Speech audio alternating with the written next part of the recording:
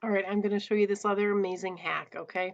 So here is where we can find reminders. This is about ungraded, it's about resubmitted. We already know resubmitted is you click on it and then you're hunting for a little piece of paper, okay? In my course, I can show you that I have my students fill out a form. So right here, they would click on this and I have them fill out a form to let me know that they turned in missing work because quite frankly, I'm just not hunting around for it. So if you don't let me know you turned in missing work, well, that's just too bad. Okay. But what I want to show you is, okay, related to notifications. So here is the bell notifications. And if you know, it's overwhelming sometimes, okay? You can see course-specific notifications, at least your notification settings by clicking here, okay? So I don't really get many email notifications. I just rather have it in Schoology.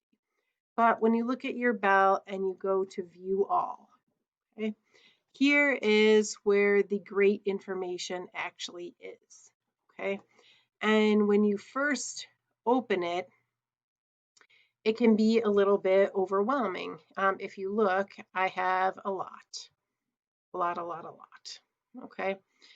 So what you can do is sort here. So what am I looking for? Am I looking for a direct reply? See, nobody directly replied to me yet. Am I looking for discussion responses? Do I want to see who responded? Okay. Am I looking for content created?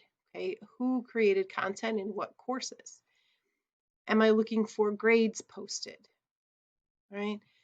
What about assignment submissions or comments? Here is where you could actually find information about missing work. Okay, you could scroll through this list and find out who submitted an assignment to what actual assignment. Click on that assignment, it would take you there and you could be able to view the assignment submission or comment. Okay, same with test, quiz, or submission comments, right? If you've been awarded any badges, and then here for shared resources. So although notifications is incredibly overwhelming, this one in particular, the assignment submissions and comments, can be very useful to finding that work that your students